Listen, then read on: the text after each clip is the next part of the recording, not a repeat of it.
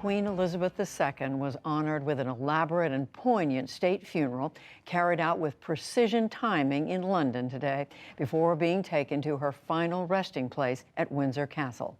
Our Malcolm Brabant was there to witness a day like no other in most lifetimes. The beginning of the end of 10 days of mourning started serenely.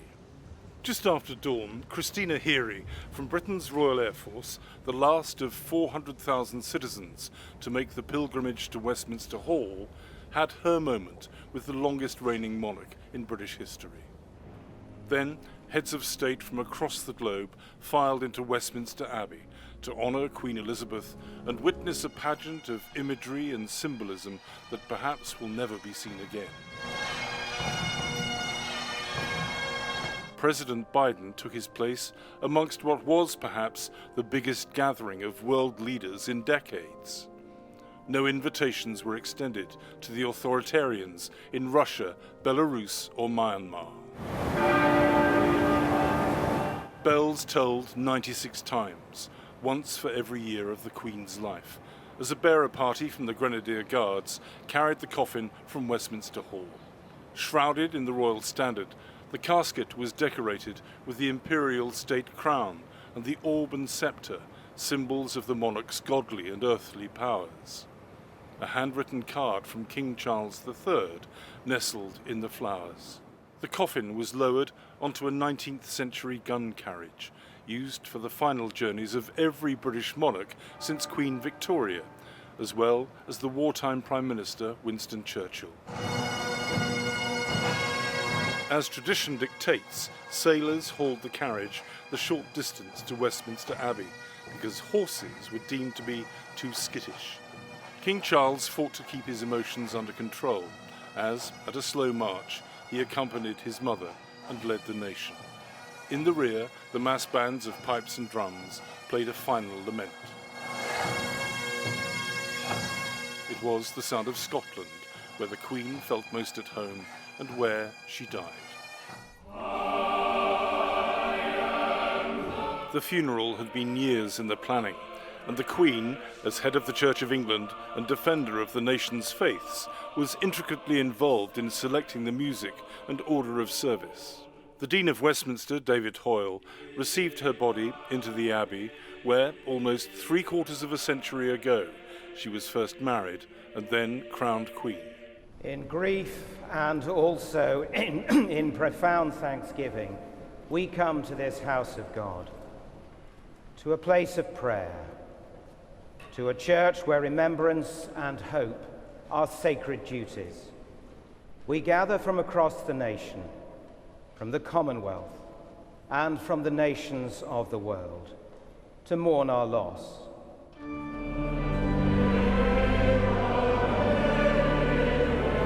The Archbishop of Canterbury, Justin Welby, paid tribute to the Queen's life of inspirational service. He talked of the world's sense of grief and had sharp words for some elected politicians. Her late Majesty famously declared on a 21st birthday broadcast that her whole life would be dedicated to serving the nation and Commonwealth. Rarely has such a promise been so well kept.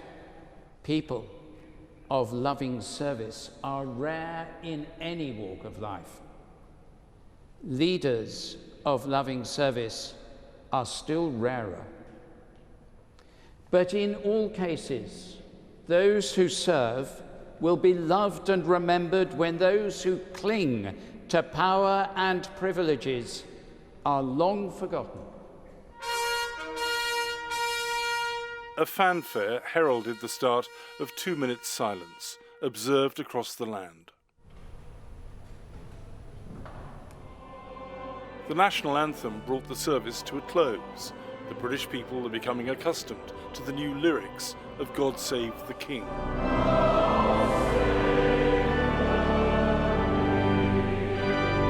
Charles III was front and centre of today's pageantry, but remained silent and alone with his thoughts. These were his words to the nation the day after the Queen died.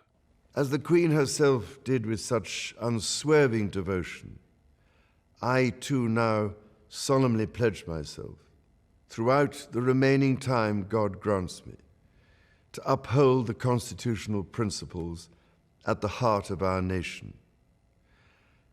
And wherever you may live in the United Kingdom, or in the realms and territories across the world, and whatever may be your background or beliefs, I shall endeavor to serve you with loyalty, respect, and love, as I have throughout my life.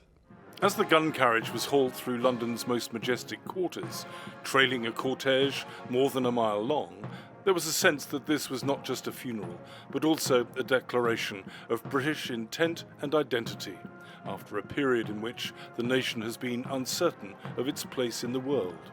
Charles has ascended the throne at a difficult time. Do you think the monarchy is secure for the immediate future? I think the monarchy is more than secure for for as far as I can see. You never know what's coming down the track.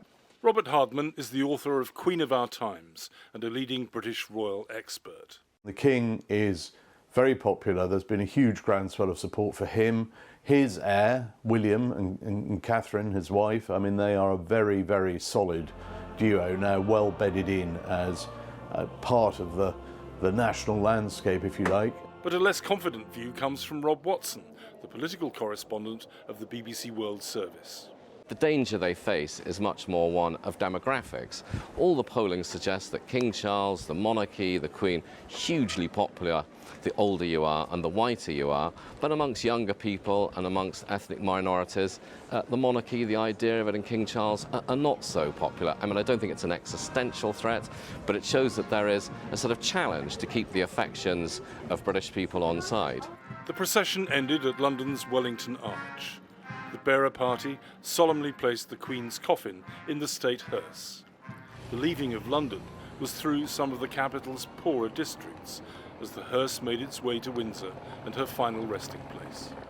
Slowly, the cortege made its way along the long walk of Windsor Great Park, where the Queen used to ride. It wasn't just the people who solemnly waited to say farewell. Her favourite horse pawed the ground as her coffin passed. The committal inside Windsor Castle's St George's Chapel was a briefer, more intimate service than at Westminster. The finality of it all became clear as the instruments of her reign were removed from the coffin, the sceptre, the orb, the crown. A pipe major played a Scottish lament as the casket was lowered into the vault, where she was interred next to her late husband, Prince Philip, the Duke of Edinburgh. In life, the Queen awoke to the sound of the pipes, and there was a haunting symmetry as she finally disappeared from view. And that was the end of the public ceremonies. After the Queen's body was lowered into the vault, it was moved to the Memorial Chapel inside St George's. It was the end of a quite extraordinary day, Judy. Extraordinary for sure, Malcolm. And you mentioned what a difficult time this is as King Charles III ascends to the throne. What are some of the challenges he will be facing now? Well, we're waking up to a new Britain now. And one of the key things that King Charles III has to do is to do what his mother did so well, and that is to unite the country, the nation. The clue is in the name, United Kingdom, but it's been fairly fractured over the past few years. The Scots have been trying to get independence, and it remains to be seen whether or not those calls can be dampened down. Also, there might be problems in Northern Ireland, possibly for those unionists. That part of the country has always been seen as possibly the most loyal in the Union, because Protestants outnumbered Catholics. But a new census is coming out which shows that that's going to change and the Catholics are going to outnumber the Protestants. And so there may be calls, possibly, for there to be a united Ireland. And that is something that Prince Charles may have to deal with. But what he has to do really as well is to make sure that the monarchy evolves and becomes relevant to today's society. And he's helped by the fact that many people here aren't really prepared to have an elected head of state. The idea of there being a President Boris Johnson or a President Tony Blair is anathema to most people. So it may seem like something from a bygone age, but people here seem to like the idea of a constitutional monarchy. It sounds like a very full plate indeed. Malcolm Brabant joining us from London on this historic day. Malcolm, thank you. Thank you, Judy.